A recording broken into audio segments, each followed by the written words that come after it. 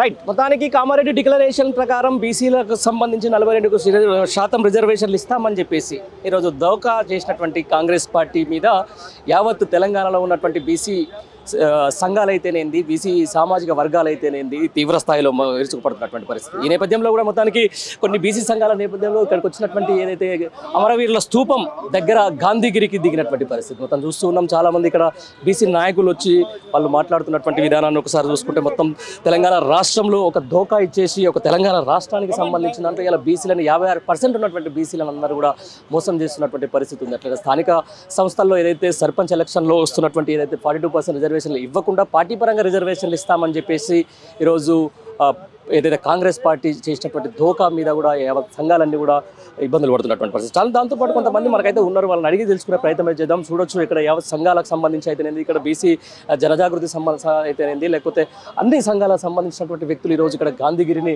చేపట్టినటువంటి పరిస్థితి. చూడాలి మరి ఏం చూస్తుంది, ఏం జరుగుతుంది. నిజంగా ఇంత బీసీ సమాజం, బీసీ సామాజిక వర్గాలు, బీసీ సబ్బండ వర్గాలందరూ కూడా ఈరోజు చేస్తున్నటువంటి ఈ యొక్క ధోకాకు సంబంధించి ప్రభుత్వం ఏం చెప్పబోతుంది ఈ గాంధీగిరికి, లేకపోతే వాళ్ళు చేస్తున్నటువంటి దానికి ఏ విధంగా దాని మీద కొంతమంది మనం మాట్లాడే ప్రయత్నం అయితే చేద్దాం.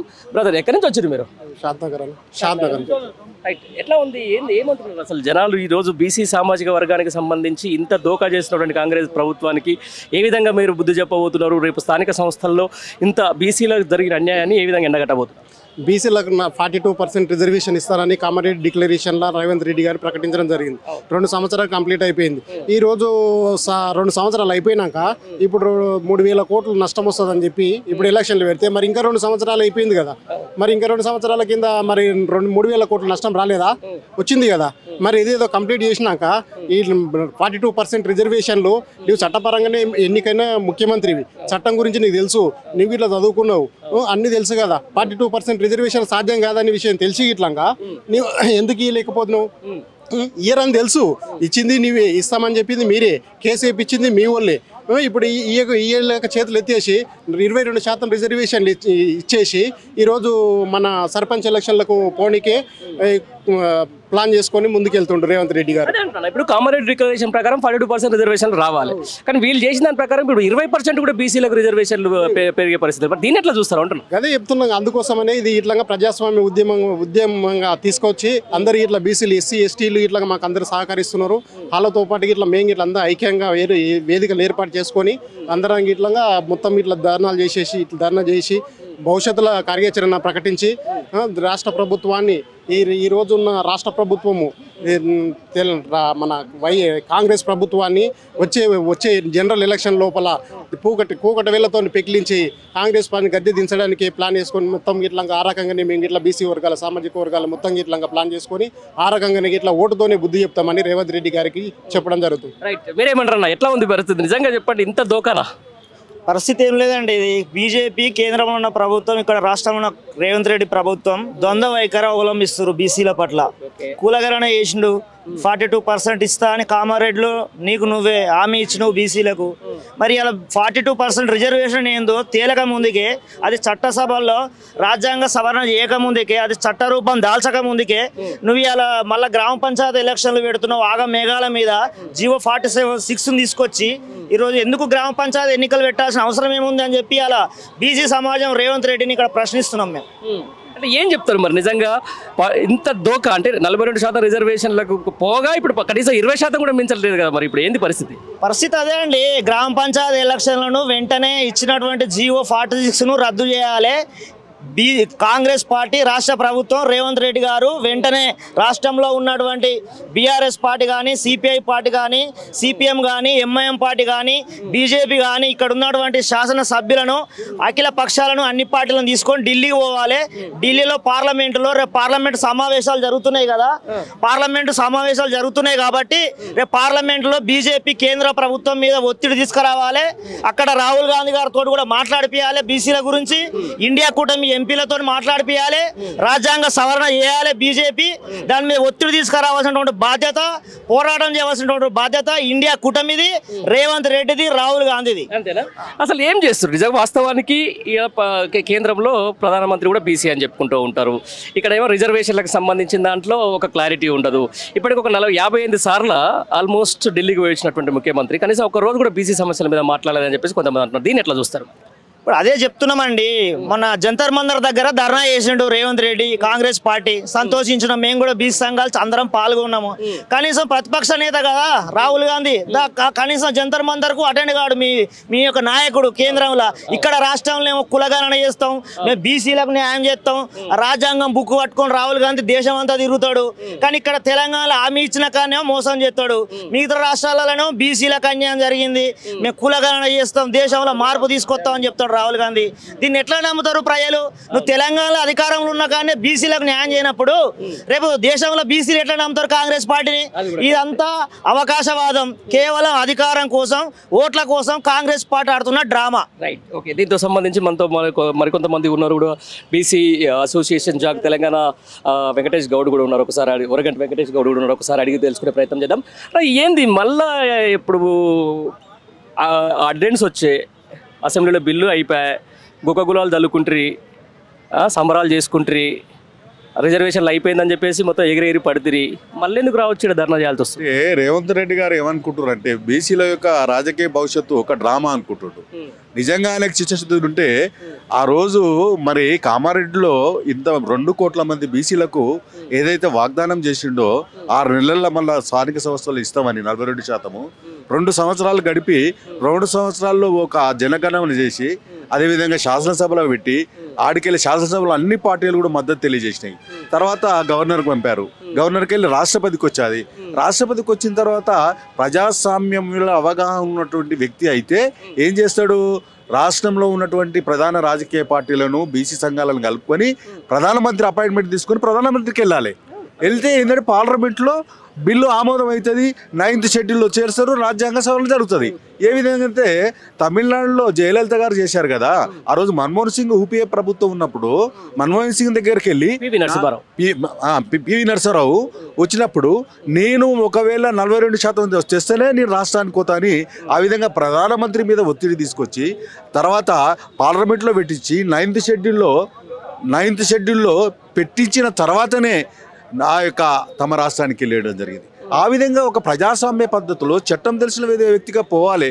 ఆ విధంగా చేయకుండా ఒక మామూలు వ్యక్తిగా ఒక ఉద్యమకారునిగా ఢిల్లీలో ధర్నా నిర్వహించి ఆ ధర్నాకు రాహుల్ గాంధీ వస్తున్నాడు, మీకు న్యాయం జరుగుతుందని తెలంగాణలో ఉన్న 2 కోట్ల మంది ప్రజలను మోసం చేసినటువంటి రేవంత్ రెడ్డి గారు, మీరు నిజంగా చిత్తశుద్ధి ఉంటే మళ్ళీ వస్తే మళ్ళీ ఆర్డినెన్స్ తీశాడు, ఆర్డినెన్స్ మళ్ళీ ఒక జీవో తీశాడు. అరే వాట్ ఈస్ నీకు తెలుసా వాట్ ఈస్ ద డెమోక్రసీలో ఒక ముఖ్యమంత్రి రాజ్యాంగ పదవులు సీట్లో కూర్చున్నావు. మరి వెంకటేష్ గారు, నేను ఒకటే అడుగుతున్నా, తెలంగాణ రాష్ట్రంలో కులగణన అనేది దేశానికి ఆదర్శవంతం, ఇక్కడ కులగణన చాలా అద్భుతంగా జరిగిందని చెప్పి రాహుల్ గాంధీ అక్కడ క్లెయిమ్ చేసుకుంటున్నాడు. ఇది మాకు దేశానికే రోల్ మోడల్ అని చెప్పేసి ఓవైపు ఆయన రాజ్యాంగం పట్టుకొని బీసీలు ఎంతో బీసీలకు అంతా అని చెప్పేసి అంటూ ఉంటాడు. అసలు ఇంత చేస్తున్న క్రమంలో ఈ 42% రిజర్వేషన్లకు సంబంధించిన దాంట్లో ఫెయిల్యూర్ గవర్నమెంట్, రైట్? 100%. నిజంగా కులగణన అంత ట్రాన్స్పరెంట్గా జరిగిందని మీరు అనుకుంటున్నారా? మొత్తము తప్పుల తడకండి. నిజంగా వాళ్ళు చిత్తశుద్ధితో తెస్తే 54 పైన ఉంటారు ఈ రాష్ట్రంలో బీసీలు, 56. అప్పుడు కేసీఆర్ గారు ఒకసారి చేశారు, కాకపోతే పబ్లిక్లో డొమైన్లో పెట్టలేదు. ఏముంది అక్కడ 52% వచ్చింది కేసీఆర్ చేసినటువంటి యొక్క సోషల్ ఎన్యూమరేషన్లో. మరి ఆ విధంగా తప్పుల తడకతో చేసినటువంటి బీసీలను పెట్టుకొని ఒక డెడికేషన్ కమిషన్ వేసి ఆ కమిషన్ యొక్క రిపోర్ట్ ఇంతవరకు పబ్లిక్ డొమైన్లో పెట్టలేదండి, ఇంతవరకు బహిర్గతపరచలేదు. అరే మేము ఎట్లా నమ్ముతాము మీకు మీ యొక్క అంటే ఇదంతా మోసము, దగా, బీసీలను మోసం చేయడం తప్పితే నిజంగా వాళ్ళకి చిత్తశుద్ధి లేదు. కాబట్టి ఇదే విషయానికి సంబంధించి ఇంకొకటి అడుగుతాం మిమ్మల్ని, నాకు క్లియర్గా చెప్పేసాలి. రైట్ ఆల్మోస్ట్ 20% లోపలికి అయిపోయింది. పాత పద్ధతిలో రిజర్వేషన్లు అయిపోయింది, గెజిట్ వచ్చేసింది ఆల్రెడీ. ఇప్పుడు జరైతే ఇచ్చేసిపోతారు, అయిపోతుంది. ఈ నేపథ్యంలోనే రానున్న స్థానిక సంస్థల ఎలక్షన్ అంటే అసలు అది వేరు. ఎంపీటీసీ జెడ్పీటీసీ అంటే పార్టీ గుర్తుల మీద నడుస్తాయి. అసలు సర్పంచ్ ఎలక్షన్లో పార్టీ గుర్తుల మీద నడవడానికి పార్టీ పరమైన రిజర్వేషన్లు ఏందండి? ఇది పెద్ద మోసం అండి. పార్టీ పరంగా నడవనటువంటి వాళ్ళు పార్టీల పరంగా రిజర్వేషన్లు ఇస్తారంట. అంటే ఎట్లా? అరే నాకు అర్థం కాదు. How it is possible mister Revanth Reddy? I'm going to question you because you are the chief minister of Telangana. బీసీలంతా ఇన్నోసెంట్స్ అనుకుంటారా, అమాయకులు అనుకుంటారా? అరే బీసీలు ఇలా చదువుకున్నారు, రాజకీయంగా ముందుకు వచ్చారు, నువ్వు పార్టీకి గుర్తు ఎట్లా ఇస్తావండి? పార్టీకి గుర్తే లేదు. ఇది పెచ్చి మోసము. ఒకవేళ మన 24th నాడు హైకోర్టులో వాదన ఉండే, నీకు చిత్తశుద్ధి ఉంటే వాదన గట్టిగా వినిపించాలి. ఆ విధంగా చేయకుండా 46 జీవో తీసుకొచ్చిండు. 46 జీవోలంట 2011 లెక్కలంట ఎస్సీ ఎస్టీలకట, 2024 బీసీలకట. అరే ఈ జీవో కూడా కొట్టుకుపోతుందండి. అసలు ఏంది అసలు నువ్వు ఈ బీసీలు అంటే ఒక నీకు బొమ్మల్లా కనిపిస్తున్నా రేవంత్ రెడ్డి గారు. ఆయన డైరెక్ట్ గా ఆయన రెడ్డి జాగృతి మీటింగ్ లోనే పాలించబడ్డోళ్ళు మేము రెడ్డి కులం అంతా పాలించేటోళ్ళు వీళ్ళంతా అదేం చెప్పినప్పుడు అంతా ఆయనకంతా కులం ఫీలింగ్ ఉన్నప్పుడు అంత రెడ్డి ఆయన ఏది పాలకుడు అయినప్పుడు మరి బీసీలకు న్యాయం చేస్తాడని మీరు ఎట్లా నమ్ముతారండి? నేను ముఖ్యమంత్రి రేవంత్ రెడ్డి కావచ్చు, మా వాళ్ళు కొద్దిమంది అందులో మంత్రులు మరి వాళ్ళేం చేస్తారు? అయ్యా పొన్నం ప్రభాకర్ అన్న, మహేష్ అన్న, మీరు ఒకవేళ మీరు గట్టిగా ముఖ్యమంత్రి మీద ప్రెషర్ చెప్పితే మీరు విలన్ గా మిలిగిపోతారు తెలంగాణ. డైరెక్ట్ ఆయన రేవంత్ రెడ్డి గారు రేవంత్ గౌడ్ అని చెప్పేసి ఆయనే అంటున్నాడు కదా. అరే వీళ్ళ పదవుల కోసం అన్న. ఇప్పుడు రేపు మీకు కూడా పదవులు ఇస్తే ఆపేస్తారు ఇదంతా? లేదండి, మేము ఉద్యమకారులము. 30 సంవత్సరాలుగా బీసీ ఉద్యమాలలో పాల్గొంటున్నాం. మీరు 30 ఏళ్ల నుంచి బీసీ ఉద్యమంలో ఉన్నారు వెంకటేష్ గారు. మీకు తెలుసు ఈ కాంగ్రెస్ పార్టీ బీసీలకు ఎంత ద్రోహం చేసిందో మీరు చూస్తూ ఉన్నారు. మళ్ళీ ఎట్లా నమ్మారు అంటారు ఇదంతా? ఎవరు నమ్మారు ఇక్కడ? బీసీలు ఎవరు నమ్మలేదు. ఎవరు నమ్మారంటే కాంగ్రెస్ పార్టీలో ఉన్న బీసీలు నమ్మారు. అంటే వాళ్ళ పదవుల కోసము, వాళ్ళ యొక్క అధికారం కోసము ఇలా బీసీలను వాడుకుంటున్నారు. కానీ ఇప్పుడు బీసీలు చాలా చైతన్యవంతమయ్యారు. ఖచ్చితంగా వచ్చేటువంటి ఎన్నికల్లో ఎలక్షన్ పోతే సర్పంచులన్నీ కూడా మరి కాంగ్రెస్ పార్టీ ఓడిపోయేటువంటి అవకాశం ఉంది. రైట్, ఇదే చెప్తున్నా నేను. ఇప్పుడు సింపుల్, మీరు పార్టీ గుర్తు లేనప్పుడు ఎలక్షన్ జరుగుతున్నాయి, మీరు మీ ఉద్యమం మీరు చేస్తారు, మీరు గాంధీగిరి చేస్తారు, మీరు ధర్నాలు చేస్తారు, మీరు రాస్తారోకాలు చేస్తారు, కానీ అక్కడ జరిగేది మాత్రం జరుగుతూనే ఉంది. End of the day party పరమైన రిజర్వేషన్లు ఇచ్చిన తర్వాత నువ్వు కాంగ్రెస్ పార్టీ నుంచి ఒకరికి ఇచ్చినాం అనుకుందాం, మరి వేరే పార్టీలు ఎందుకు ఇస్తాయి అన్న? ఒకటి చెప్పనా, 100% ఈ ఎలక్షన్లు జరిగాయి. ఎవరెవరు కొట్టుకోతారు, ఖచ్చితంగా కొట్టేస్తారు 46 జీవో. No election. ఇదంతా మభ్యపెడుతుడు. రేవంత్ రెడ్డి ప్రభుత్వము తెలంగాణ 4 కోట్ల మంది ప్రజల ముందు విలన్ కాబోతుంది త్వరలోనే. ఎందుకంటే ఈరోజు అన్ని పార్టీలు కూడా మనకు టీఆర్ఎస్ పార్టీ కూడా మద్దతు ఇస్తున్నారు. ప్రధానమంత్రిని తీసుకెళ్ళండి అండి, మేము సపోర్ట్ చేస్తాము. అక్కడ తీసుకపోక ఇక్కడ డ్రామాలు ఎందుకు? ఇక్కడ జీవోలు, ఆర్డినెన్సులు ఇవి కావు కదా. 9th షెడ్యూల్లో చేర్చండి, రాజ్యాంగ పరంగానే వస్తాయని రాజ్యాంగం చెప్తుంది, మేధావులు చెప్తుర్రు, అందరు చెప్తుర్రు. అన్న పెడచెవున పెట్టేటువంటి రేవంత్ రెడ్డి ఈరోజు రాష్ట్రంలో అబాసు పాలైనటువంటి ప్రభుత్వం ఏదంటే రేవంత్ రెడ్డి ప్రభుత్వం. ఇదే అబాస్ పాలైదు రేవంత్ రెడ్డి కాబట్టి బీసీల మీద చిత్తశుద్ధి ఉండకపోవచ్చు. మరి ప్రధానమంత్రి బీసీఏ కదా, మరి బీజేపీ వాళ్ళు అందుకు చేయొచ్చు కదా, వాళ్ళ చేతిలో ఉంటుంది ఇదంతా. ఒకటి చెప్పనా అన్న, ఒకటి చెప్పనా, బీజేపీ వాళ్ళు కిషన్ రెడ్డికి బండి సంజయ్ అంటున్నారు. ఈయన చాలా మాట్లాడుతున్నారు. మేము పార్లమెంట్ అసెంబ్లీలో మీ బిల్లు సపోర్ట్ చేసినాం అంటారు. అరే మీకు చిత్తశుద్ధి ఉంటే మీ ప్రధానమంత్రి దగ్గరికి వెళ్ళి ఒత్తిడి చేయండి. మీరు బీజేపీ వస్తే ముఖ్యమంత్రి చేస్తా అంటారు కదా. ముఖ్యమంత్రి దేవుడు ఎరుగన్నా. మీరు కనీసం మా సర్పంచ్లను కానివ్వండి, ఎంపీటీసీలను కానివ్వండి, జెడ్పీటీసీలు కానివ్వండి, ముఖ్యమంత్రి దేవుడు ఎవరు? మన కిషన్ రెడ్డి అన్న. రైట్ అన్న, వెంకటేష్ అన్న నేను ఒకటి చెప్తా. ఒకటి మనం మాట్లాడుకోవాలి, ఎందుకంటే ఇది పబ్లిక్ డొమైన్ తెలవాలి. ఇక్కడ ఈరోజు స్థానిక సంస్థల్లో బీసీలు అడుగుతారు, ఇచ్చేద్దాం. రేపు మరి చట్టసభల్లో కూడా అడిగితే ఎట్లా ఇవ్వమని చెప్పేసి కాంగ్రెస్ పార్టీలో ఉన్న ఒక సీనియర్ నేత రేవంత్ రెడ్డిని పిలిచి క్లాస్ వీకిండంట. మరి వాళ్ళ స్థానిక సంస్థల్లో మీకు రిజర్వేషన్లు ఇస్తారు, రేపు చట్టసభల్లో కూడా అడిగితే మరి వాళ్ళ పరిస్థితి ఏంది? ఒకటి చెప్పనా, ఈ రోజు స్థానిక సంస్థలు స్టెప్ పడ్డది. ఈ రోజు బీసీలు అనేది దేశవ్యాప్తంగా ఒక చైతన్యమయ్యారు. ఇప్పుడు ఒకవేళ స్థానిక సంస్థలు ఇస్తే చట్టసభల గురించి ఎవరు ఆలోచించారు. మీరు స్థానిక సంస్థలు ఇవ్వకపోతే రేపు పెను ప్రమాదం ఉంది ఈ రాష్ట్రంలో, ఈ దేశంలో.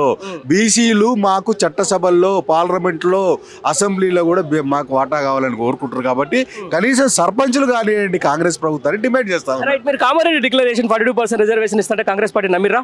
ఎవరు నమ్మారండి?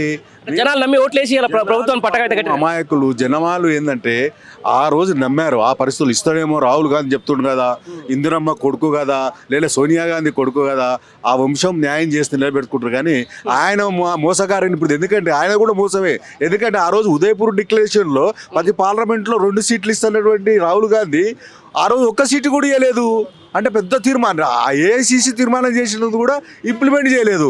రాహుల్ గాంధీ ఇదే విషయానికి నేను ఏమంటున్నా అంటే కర్ణాటక ముఖ్యమంత్రి సిద్దిరామయ్య సమక్షంలో కామారెడ్డి డిక్లరేషన్ జరిగింది, రైట్? ఆయన కూడా ఒక బీసీ. మరి నిజంగా మీరు పోయి చిత్తశుద్ధి ఉంటే నిజంగా బీసీ నాయకులు అయితే ధర్నా చేయాల్సింది ఢిల్లీనా లేకపోతే సిద్దిరామయ్య కారణం? ఢిల్లీలో కూడా చేయబోతున్నాము. సిద్దిరామయ్య కాడ చేయొచ్చు. సిద్దిరామయ్య అనేది ఆయన సిద్ధరామయ్య ఇప్పుడు కాంగ్రెస్ లో అధిష్టానం ఎవరు? రాహుల్ గాంధీ, సోనియా గాంధీ.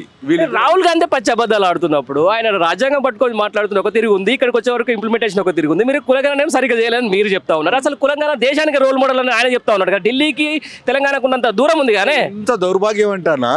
ఈ రోజు మన బీహార్ ఎలక్షన్ లో ఏం చేశాడు? బీసీలకు ఇచ్చేసినాం మన రోల్ మోడల్. నా తెలంగాణలో అమలవుతున్న 42% అన్నది. అంటే ఎవరన్నా ఇంకా నిజంగా కోర్టుకు పోతే రాహుల్ గాంధీ రేపు పొద్దుగాల పరువు తీస్తారు సుప్రీం కోర్టుకు పోతే. అరే ఇయ్యనటువంటి రిజర్వేషన్లు ఎట్లా ఇస్తా అంటారు? ఇది పచ్చి మోసం, పచ్చి దొంగ. కాంగ్రెస్ ప్రభుత్వము, బీజేపీ ప్రభుత్వం బీసీల జీవితాలతోటి ఆటలాడుతున్నారు. ఈ పాఠం ఖచ్చితంగా తెలంగాణ ఉద్యమం ఎట్లయితే వచ్చిందో బీసీ ఉద్యమం కూడా తెలంగాణ నుంచి వస్తుందని ఈ సందర్భంగా తెలియజేస్తున్నారు. Right, okay.